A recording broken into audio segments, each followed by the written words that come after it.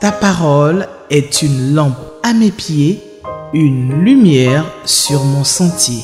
Psaume 119, verset 105. La méditation.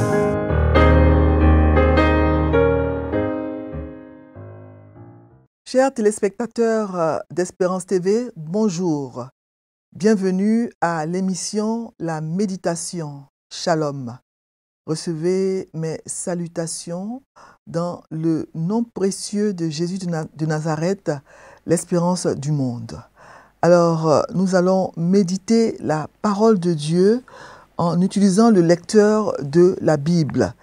Et le lecteur de la Bible nous propose pour le dimanche 7 juillet 2024 le psaume 72, versets 1 à 19. Psaume 72, versets 1 à 19, c'est le passage que nous allons lire en ce dimanche 7 juillet 2024. Nous allons d'abord prier avant de lire le passage. Seigneur, il est écrit dans le livre des Proverbes que c'est toi qui donnes la sagesse. Ce sont tes paroles qui donnent la connaissance et l'intelligence. Éternel, nous voulons que tu nous donnes d'être sages et intelligents. Nous voulons, Seigneur, être instruits par ta parole. Nous prions, Seigneur, que tu bénisses ce moment. Nous prions, Éternel, que toi-même, tu nous aides à comprendre ta parole. Nous prions, Seigneur, qu'elle nous fasse du bien. Bénis ce moment, Seigneur, ce temps de méditation et dispose-nous, Seigneur, à entendre, à écouter ta parole au nom de Jésus. Amen. Psaume 72, versets 1 à 19, c'est le passage que nous allons lire pour le dimanche 7 juillet 2024. Psaume 72. Et je lis le passage dans la version Louis II. De Salomon. Ô Dieu, donne tes jugements au roi et ta justice au fils du roi. Il jugera ton peuple avec justice et tes malheureux avec équité. Les montagnes porteront la paix pour le peuple et les collines aussi par le fait de ta justice. Verset 4. Il fera droit aux malheureux du peuple, il sauvera les enfants du pauvre et il écrasera l'oppresseur. On te craindra tant que subsistera le soleil, tant que paraîtra la lune de génération en génération. Il sera comme une pluie qui tombe sur un terrain fauché, comme des ondées qui arrosent la campagne. En ces jours, le juste fleurira et la paix sera grande jusqu'à ce qu'il n'y ait plus de lune. Verset 8. Il dominera d'une mer à l'autre et du fleuve aux extrémités de la terre. Devant lui, les habitants du désert fléchiront le genou et ses ennemis lécheront la poussière. Verset 10. Les rois de Tarsis et des îles paieront des tribus. Les rois de Séba et de Saba offriront des présents. Tous les rois se prosterneront devant lui, toutes les nations le serviront. Car il délivrera le pauvre qui crie et le malheureux qui n'a point d'aide. Il aura pitié du misérable et de l'indigent, et il sauvera la vie des pauvres. Il les affranchira de l'oppression et de la violence, et leur sang aura du prix à ses yeux. Verset 15. Ils vivront et lui donneront de l'or de Séba. Ils prieront pour lui sans cesse, ils le béniront chaque jour. Les blés abonderont dans le pays au sommet des montagnes, et leurs épis s'agiteront comme les arbres du Liban. Les hommes fleuriront dans les villes comme l'herbe de la terre. Son nom subsistera toujours, aussi longtemps que le soleil, son nom se perpétuera. Par lui, on se bénira mutuellement et toutes les nations le diront heureux. Béni soit l'Éternel Dieu, le Dieu d'Israël, qui seul fait des prodiges.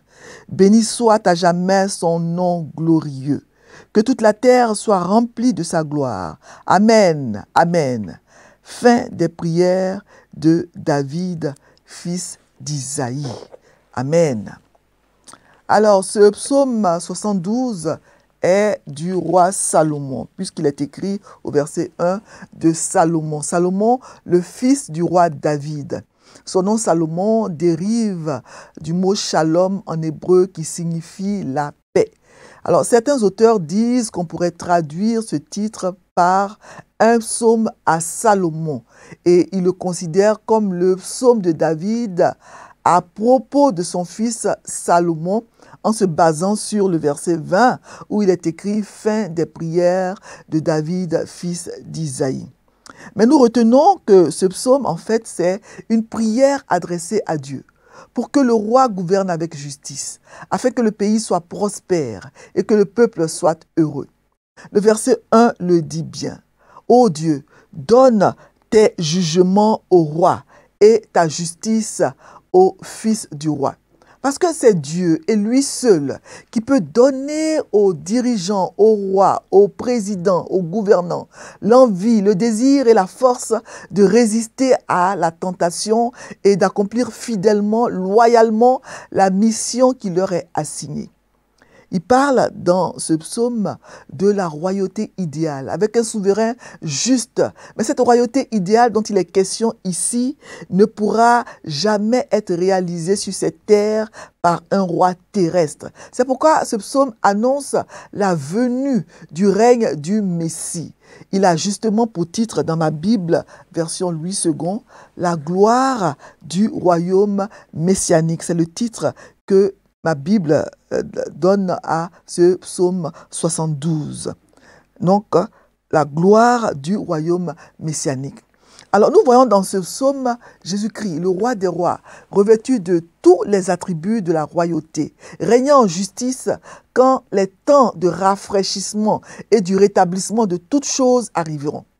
Le temps dont il est dit dans Zacharie 14 que l'Éternel, et on dit en ce temps-là, l'Éternel, dans Zacharie 14, 9, l'Éternel sera roi sur toute la terre. Donc, cela va se réaliser au retour de Jésus. Le roi dont il est question dans ce psaume, il agit de façon entièrement différente de celle des gouvernants terrestres que nous connaissons habituellement. Dans les versets 2 à 4, il est décrit, les versets 2 à 4 de ce psaume 72, donc, décrivent ce que le roi va faire, ses devoirs. Il va juger son peuple avec justice, il va juger donc les malheureux avec équité, avec droiture. C'est donc un roi qui va gouverner avec justice. Il ne va pas opprimer les pauvres et les malheureux. Il va donc faire droit aux malheureux. Il va sauver les enfants du pauvre. Il va écraser l'oppresseur. Qui n'aimerait pas avoir un tel gouvernant? Son premier devoir est de juger le peuple avec justice et les malheureux avec équité, sans se laisser corrompre ou être influencé par toutes sortes de choses.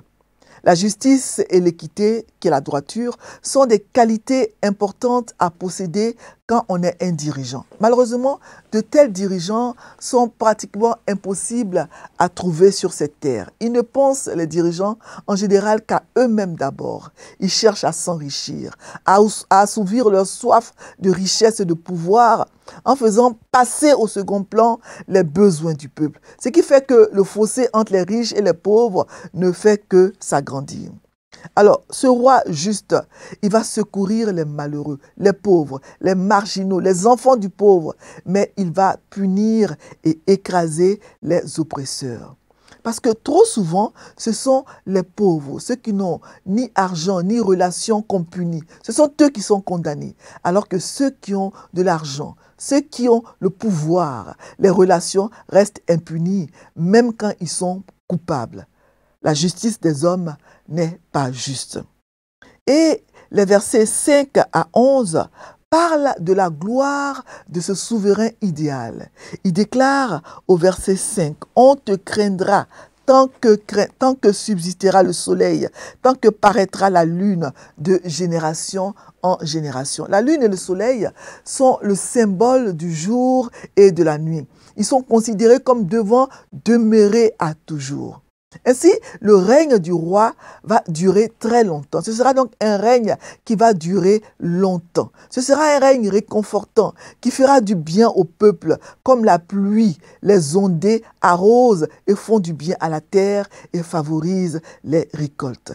Le pays sera prospère sous son règne, qui sera un règne de paix, selon le verset 7. Et la paix sera grande jusqu'à ce qu'il n'y ait plus de lune.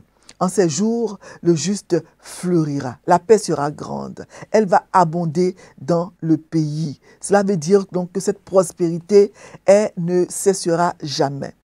Il faut dire que le règne du roi Salomon a été un règne de prospérité et de paix. Selon 1 Roi 4 et 2 Chroniques 1:15 plutôt, qui dit que le roi Salomon a rendu l'argent et l'or aussi communs à Jérusalem que les pierres et les cèdres aussi communs que les sycomores qui croissent dans la plaine. Ce qui veut dire que sous le règne du roi Salomon, le pays était tellement riche qu'on ne faisait aucun cas de l'argent. L'argent était aussi commun que les pierres qui bordent les bords des routes. Alors, le royaume sur lequel ce roi juste va régner, ce sera un royaume vaste. Au verset 8, il dit qu'il va dominer d'une mer à l'autre et du fleuve aux extrémités de la terre. Ceux qui vont s'opposer à lui vont être humiliés, selon le verset 9. Devant lui, les habitants du désert, le verset 9 dit que devant lui, les habitants du désert vont fléchir les genoux et les oppresseurs, les nations, les ennemis, ils vont lécher la poussière. Il sera honoré par toutes les nations et par leurs rois, y compris ceux de Tarsis, de Séba et de Saba. Tarsis, donc, était un port célèbre qui était probablement situé en Espagne. Vous vous rappelez que c'est là que le prophète Jonas était allé se cacher de Dieu quand il ne voulait pas aller à Ninive. Séba était un très riche royaume au sud de l'Arabie. On pense que c'est une nation en Afrique, probablement proche de l'Éthiopie. Lorsque sa reine est venue visiter le roi Salomon, selon 1 Roi 10, elle lui a apporté de grandes richesses, de l'or, des aromates, des pierres précieuses, etc. Donc tous ces rois-là vont se prosterner devant ce roi dont le psaume 72 parle et toutes les nations vont le servir, selon le verset 11. Il y a donc dans ce passage des vérités qui se rapportent au règne du roi Salomon, mais on voit qu'elles s'appliquent de façon absolue au royaume messianique, parce que c'est devant le Messie que tout genou fléchira, selon Romains 14, 11. Et les versets 12 à 14 décrivent ce que le roi va faire. Voilà, comme dans les versets 2 à 4. Ce roi va délivrer le pauvre qui crie. Il va donc écouter, délivrer le malheureux qui n'a point d'aide. C'est un roi qui est bon, qui a compassion des pauvres, des personnes vulnérables, et leur sang a du prix à ses yeux. Il respecte la vie humaine, il ne tue pas, il ne verse pas l'innocent. Ce roi est bien différent des gouvernants de notre monde. Ce roi est un sauveur et non un oppresseur. Et les versets 15 à 17 sont des paroles de bénédiction à la gloire du roi. Voilà. Dans le français courant, il est dit « Vive le roi », qu'on lui donne en cadeau de l'or de Saba, qu'on prie pour lui en tout temps, qu'on demande tous les jours à Dieu de le bénir. Que la renommée du roi soit éternelle, qu'elle se perpétue autant que le soleil, que les hommes prononcent son nom quand ils se béniront l'un à l'autre et que toutes les nations déclarent le roi bienheureux. Donc quand les hommes vont se rencontrer pour se saluer, ils vont utiliser le nom de ce roi-là, ils vont le bénir. Donc ici, la prière du psalmiste pour le roi est qu'il puisse jouir d'une longue vie, qu'il puisse jouir de richesse, d'amour de la part de son peuple. C'est vraiment un bon roi. Le genre de roi qu'on pleure sincèrement à sa mort. Le psalmiste souhaite aussi que le pays soit prospère et que les moissons soient abondantes pendant son règne. Il demande que sa renommée, la renommée du roi, soit éternelle. Le royaume terrestre passeront, mais celui du Christ, du Messie durera éternellement. Ça me rappelle ce qui est dit de Dieu dans Daniel 6, 26. car il est le Dieu vivant et il subsiste éternellement. Son royaume ne sera jamais détruit et sa domination durera jusqu'à la fin. Alors, la prière du roi Salomon pour ce roi extraordinaire parle donc d'une gloire impossible. Dans cette prière-là, cette prière elle parle d'une gloire qui est impossible à atteindre par un roi terrestre. Il n'y a jamais eu de roi pareil sur cette terre. Ce psaume, en fait, préfigure la gloire d'un souverain plus grand, le Messie, Jésus-Christ, notre Sauveur et notre Seigneur. Et dans les versets 18 à 19, qui sont en fait une doxologie, le psalmiste loue et bénit. Il bénit son nom, il bénit le nom de Dieu. Béni soit l'Éternel, le Dieu d'Israël. Béni soit à jamais son nom glorieux, que toute la terre soit remplie de sa gloire. Amen. Alors, le lecteur propose pour réfléchir pour ce texte du psaume 72, versets 1 à 19, il propose donc 3 questions, la question 1, la question 2, la question 7. Voilà, la question 2, est-ce que ce passage m'apprend quelque chose sur Dieu le Père, Dieu le Fils et Dieu le Saint-Esprit? Donc, ce psaume, comme je l'ai dit, il annonce donc le règne du Messie. Et dans ce psaume plutôt, ce passage, il parle du Messie, qui est donc Dieu le Fils. Voilà. Donc, ce Messie-là, il va gouverner avec justice, avec équité. Ça nous apprend donc qu'il va se soucier des pauvres, des malheureux, etc.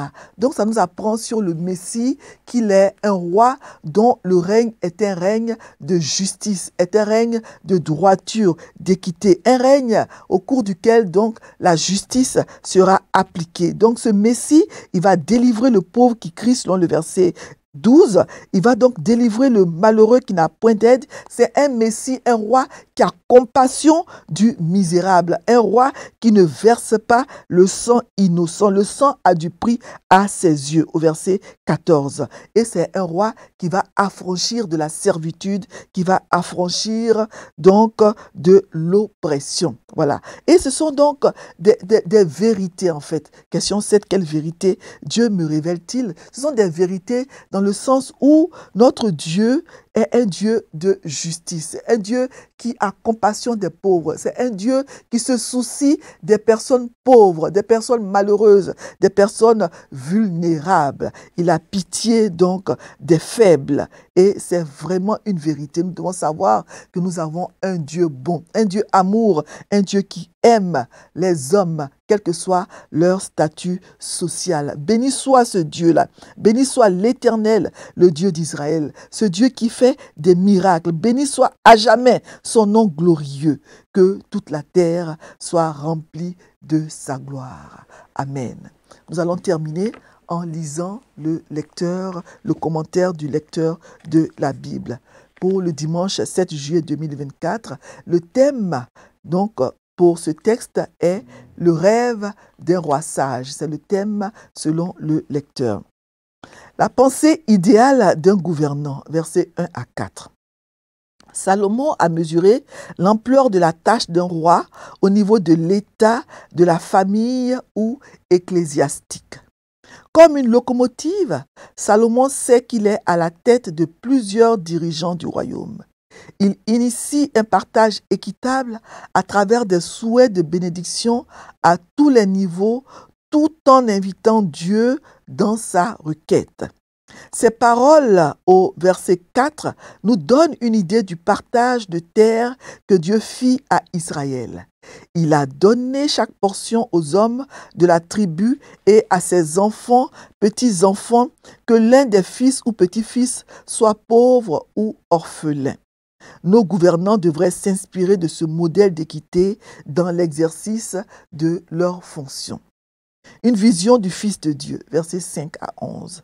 La pensée idéale d'un gouvernant serait comme le démontre l'attitude de Salomon. Une attitude d'un altruiste engagé à faire asseoir la valeur ultime du Fils de Dieu, à savoir l'amour. Ce roi qui sera craint, verset 4, qui sera comme une pluie, comme des ondées qui arrosent la campagne, qui dominera et devant qui tous les habitants fléchiront le genou, n'est autre que le Messie, le Fils de Dieu. Quelle adoration veux-tu lui rendre en ce jour? Mission, versets 12 à 19. C'est une mission de délivrance, de compassion, de salut et d'affranchissement que le Fils de Dieu vient accomplir. Cette mission a été réalisée parfaitement. Nos nations ont besoin de la liberté de Christ pour s'épanouir et le glorifier. Aujourd'hui, c'est toi que Dieu veut utiliser pour être son prolongement dans ton milieu de vie. Ne traîne pas le pas. Encouragement. Rêvons grand pour nos nations et répandons de tels souhaits de bénédiction autour de nous. Amen. Nous allons prier. Nous allons prier pour que Dieu nous donne des dirigeants à l'image du roi dont le psaume 72 parle. Des dirigeants qui dirigent, qui gouvernent avec justice, avec équité et surtout qui ont pitié des malheureux, des misérables, qui travaillent pour le bien-être de leur pays, de leur nation, de leur peuple. Nous prions notre Dieu. Seigneur, merci pour ce passage du psaume 72 qui parle du souverain, du roi, du dirigeant idéal. Et ce dirigeant idéal, c'est toi, le Messie. Mais nous voulons prier pour que nos dirigeants puissent tendre vers cet idéal. Nous prions, Seigneur, pour que tu donnes à nos gouvernants, Seigneur, ta sagesse qui permet de diriger, conduire le peuple avec justice, avec équité. Permets que nos dirigeants, Seigneur, fassent de toi leur Dieu, qu'ils t'adorent. Heureuse la nation dont le dirigeant crée le Dieu Tout-Puissant. Donne-nous des dirigeants, Seigneur, qui pourront gouverner avec justice, qui pourront faire en sorte que les peuples puissent vivre dans la joie, la paix, le bonheur. Bénis nos dirigeants, donne-leur ta sagesse et donne-leur de pouvoir tendre vers l'idéal dont le psaume 72 parle. Béni sois-tu et merci pour ta parole que tu nous as donné de méditer en ce jour. Amen. Merci Seigneur. Ta parole est une lampe à mes pieds, une lumière sur mon sentier. Psaume 119, verset 105. La méditation.